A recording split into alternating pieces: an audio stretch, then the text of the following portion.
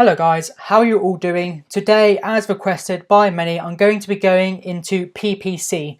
Today's video is just going to be a beginner's guide, just the general things you need to know, tips, not too many tricks in this one, just mainly what you need to know to get started, the definitions you need to know, the different phrases that are involved in PPC, and the things you'll need to know to navigate through it, begin to optimize, and just start your first campaigns for your first product. So I've got a slideshow lined up, I've got some examples lined up, and somewhere else in the video I'm going to be going into my own PPC campaigns and looking at my own numbers. Almost for the first time, as many of you know, I have got a new product out, so I haven't really had a chance to analyze the data from it too much yet. So at some point in this video, I will be going into my own PPC campaigns and looking at some of my numbers. So stick around for that. If you are new to the channel, please consider subscribing below, because there will be many follow-up videos to this one regarding PPC, how to optimize, the campaigns to go into, the ones that I like to avoid, what bids I like to put, and just generally optimizing PPC to get the lowest ACOS, which we'll go into all of this in a minute, and just generally how to get through Amazon's advertising system the most effectively to give you the most profit at the end of the day. So without any further ado, let's get straight into this video. So Amazon PPC for beginners. I've got my number one prop for the video here. Please, a round of applause for this amazing prop. It was a tough audition for this spot. So what is PPC? PPC stands for pay per click, and it's Amazon's advertising platform that they use on their site. So when you do a product launch, or if you want to relaunch a product, if you want to get more sales, just for any reason you want to boost sales, boost awareness of your listing, increase rank, just all of these points can be aided by the PPC advertising system. So the way this works with PPC is, as I've said before, it is pay per click. So you set a daily budget to Amazon, you set how much you want to pay, and then Amazon will show your listing in a number of places automatically, or for keywords that you've selected. And then every time someone clicks on that listing, i.e. pay per click, you get charged for that. And you don't get charged until someone does click on your listing. So, for example, your listing can be shown 1,000 times, but if no one clicks on it, you will not be charged. So that is the basic theory of pay-per-click. So when we get into the pay-per-click advertising platform, we have two options. We have an automatic campaign, which is what we're going to get into now, and a manual campaign, which we'll talk about in the next slide. So for an automatic campaign, I'm sure many of you know that, say with Facebook or Google or just most other advertising platforms, you have to put in a keyword or put in something to tell that advertising system what you're searching for. So if you want to rank for a certain word, if you want to advertise a certain word and try and rank for that word, you would put that word in, and then the system would try and rank you for that word, and just so on and so forth. You get the idea. However, with Amazon, they have the option for an automatic campaign, and this is why it's so important to put loads of keywords in your listing, in your description, in your back-end keywords, in your bullet points.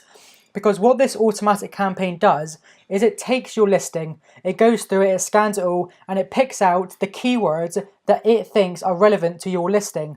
So if you don't have your keywords anywhere in your listing, you haven't mentioned them a number of times, Amazon isn't going to pick up on those keywords. So you need to make sure that you put loads of keywords in your listing. So when you turn on an automatic campaign, Amazon will scan your listing, they'll take all the keywords they think that's relevant to your product, and they'll just show it to a bunch of customers. So, prop of the day. If we have a listing for this hairbrush, Amazon might take from our listing hairbrush, durable hairbrush, I don't know, like 60 weird things of these hairbrush, smooth grip handle hairbrush, and it will take all of these keywords from our listing and it will show it to customers and put it in a number of places on Amazon. After a set amount of time of this automatic campaign being run on Amazon, what we can do is we can download the data from this automatic campaign, and we can see what keywords have been clicked the most, what keywords have the highest ACOS, which is the advertising cost per sale, which keywords have the best conversion rate, which is how many people have clicked on it and then bought something, what keywords have been clicked on and then something bought at all. So we get all this data, and from this we can know the exact keywords that are good for our product. So with Jungle Scout, with Google Keyword Planner, with Merchant Words, with Keyword.io, with all of these different things, they are all guessing. They are no more than a guess, just using algorithms to assume what keywords are good. But with an automatic campaign, Amazon is getting your keywords, they are showing them to customers, and they're giving you the data that they have got from that. So if people have bought this brush under the keyword brush 7 times, then we know that brush might be a good keyword. However, if we have also been going for long brush, let's say for example, and say 20 people have clicked on it, but no one has bought it, that keyword is costing us a lot of money and not bringing us any sales. So that's not a great keyword for us. But we would not know that if it wasn't for our automatic campaign. And this is where it leads on to more advanced things like manual campaigns and like negative keywords, which we'll get onto in a minute. So we've got a product, it's gone to Amazon, we've switched on our automatic campaign, and we've left it run for, let's say, 7 to 9 days to get enough data to use. And I'll go through why we're going to set it for that many days in a minute. We've got that, we've got the data, we can see what keywords people are searching, and clicking on our product, and then what keywords they're searching, clicking on our product, and then purchasing. So we're only really interested in the keywords that people are clicking on our product and then purchasing it. If I was to sell this brush, I would assume that brush is a very good keyword. I would assume that, say this is plastic, say plastic brush would be a good keyword. However, before I ran the automatic campaign, I wouldn't know that brush might be a good keyword, but it's costing me a lot of money when I'm only getting 1 or 2 sales out of it. However, I might not know that short brush, which someone may use to describe this, is a lot less popular keyword, so it's costing me less to advertise for it. However, it's getting me more sales. And I wouldn't know this unless I did my automatic campaign. And this is basically the formula that you can use to get low ACoS words, low advertising cost per sale words to put into manual campaigns and just eventually spend less on advertising while making more profit by finding keywords that you wouldn't really ever normally think of until you ran your automatic campaign to find those keywords for Amazon to tell you that they are good keywords that get you sales for the least amount of money, and those are the ones we're looking at. So once we've downloaded our search term report, we've got all of those keywords and we can put it into manual campaign, where there's 3 different types of manual campaign. We have broad, phrase, and we have exact match. So for broad, if, for example, I call this a hairbrush, if I put hairbrush into a manual campaign and put it under broad, that means that if those keywords, hairbrush, turn up in the search term results in any way, so someone could put in hair long brush, not that that makes sense, but if they did, this would show, or if they typed in long hairbrush, this would show. So the broad match simply means if the keywords you've put in are in the customer search term in any way, your campaign will show for that keyword. Moving on to phrase match, this means that if I have put hairbrush, if someone's put long hairbrush, it will show. If someone has put hairbrush that is long, it will show. But if someone has put hair long brush, it will not show. So for the phrase, you can have keywords before and after it, but you cannot have them in the middle of your phrase. So that is the difference between the broad and the phrase match campaign. Going on to the exact match is exactly as it says it is. It is exactly what you have put in. So if you say that you want to put in a manual campaign for the exact match of hairbrush, your manual campaign will only show if someone types in exactly hairbrush. If they put anything other than that, your campaign will not show. And this is why you want to get your keywords from your automatic campaign that are good, move them into a broad, then maybe into a phrase, and really narrow it down so you know the exact search term that people want, and then put it into an exact campaign.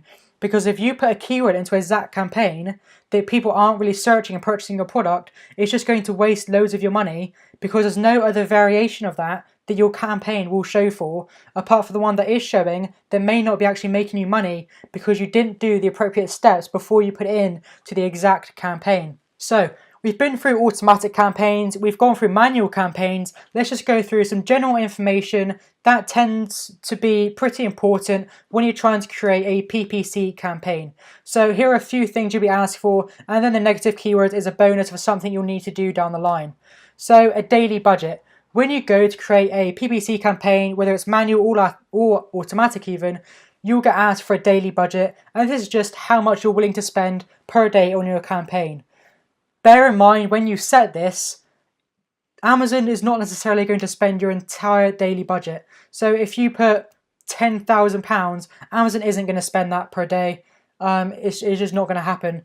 I've put budgets of £15, £20 per day and it hasn't been completely spent. So I wouldn't be worried about it all being completely spent. But I would say only put an amount that you are comfortable with if Amazon did spend it all. So don't go completely crazy with it.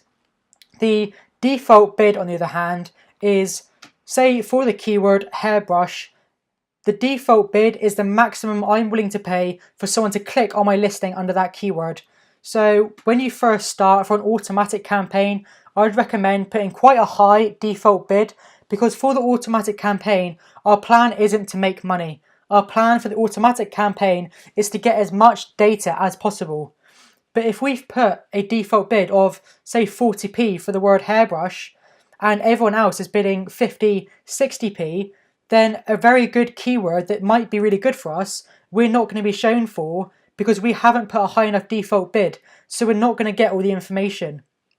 Our whole objective here for the beginning campaigns and just the beginning section of this is to get the data and not to make money. So I'd put a high default bid. To bear in mind, when you are doing default bids, the amount that you put is not necessarily the amount you will be charged. So if the average spend for this keyword of hairbrush is 60p and my default bid is £1.50, if my competitor is bidding 75p, I will be charged 76 or 77p for someone to click on the listing. And the way this works is a lot like eBay. If you're looking at a product on eBay and it's up for bidding, if you put a maximum bid of, say, £300 for that product and it's got 4 days left for bidding to go, if the next best person, if it's about to end, they bid 250 and you make the sale, that doesn't mean you're going to be charged the maximum amount you would have been willing to spend. It just means you will get charged a little bit above what the next person was willing to bid for you to win that place on Amazon. So that's the daily budget and the default bid covered. Moving on to negative keywords. So I've gone over the manual campaign and the automatic campaign. So as I said, the automatic campaign looks through your listing, it takes out all the keywords it thinks are relevant and shows them all to different customers and sends you a report at the end of it, which you can download and get all the different numbers for.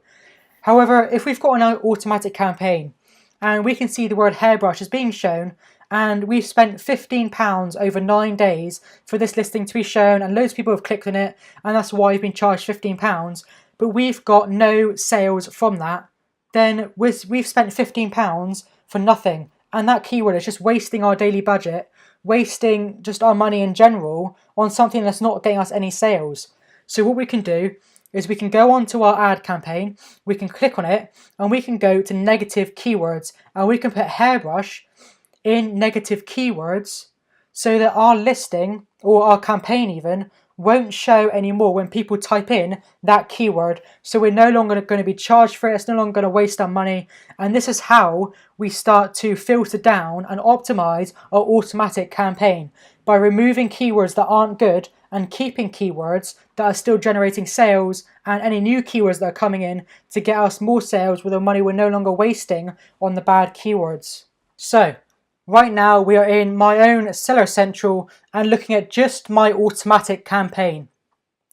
I've been running this for, I don't know, maybe a week, a bit more than a week now. I'm not sure how long this is showing for, I haven't really checked it that much as I said before.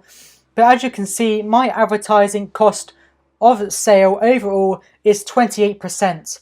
And you've heard me stress on the channel before so much how important having a good listing is, good photography, and having a high converting listing.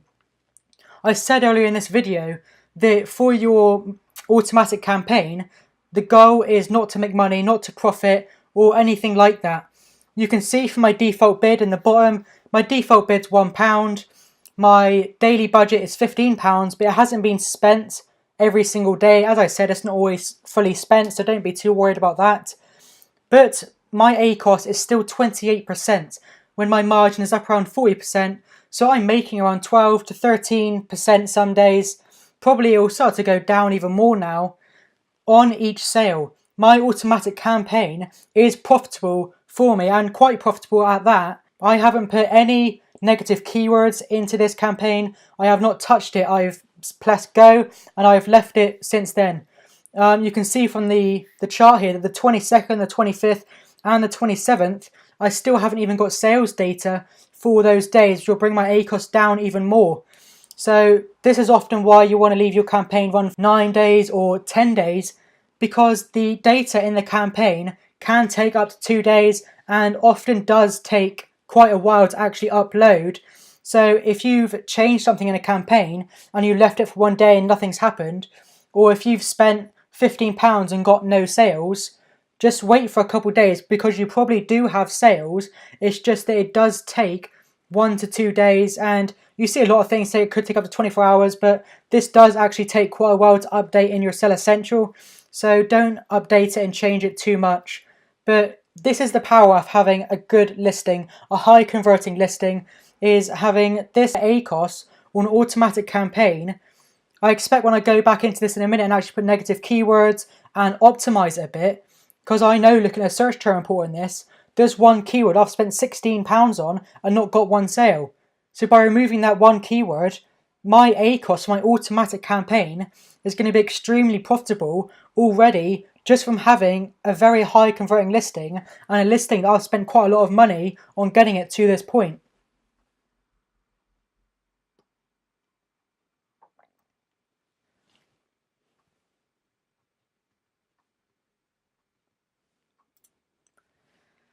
So what I've been doing for the last day or two now is I've taken the keywords from my automatic campaign and I've put them into a phrase match campaign.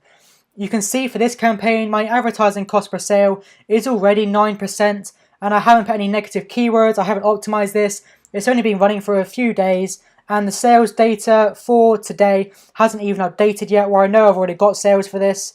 So you can really see the power of optimizing your listing and using the right keywords in your different campaigns to really get a low ACOS. My product's only been live for about 3 weeks. As you can see from the charts here, my campaigns have only been running for about 2 weeks. This one's been running for a couple of days, and already my ACOSs are quite low for the fact that I haven't done any negative keywords, I haven't optimized them, I haven't changed anything in them. I've just pressed run basically. So this is just a quick example of what is possible when you know how to do it and how to manipulate it. I hope you've enjoyed this video.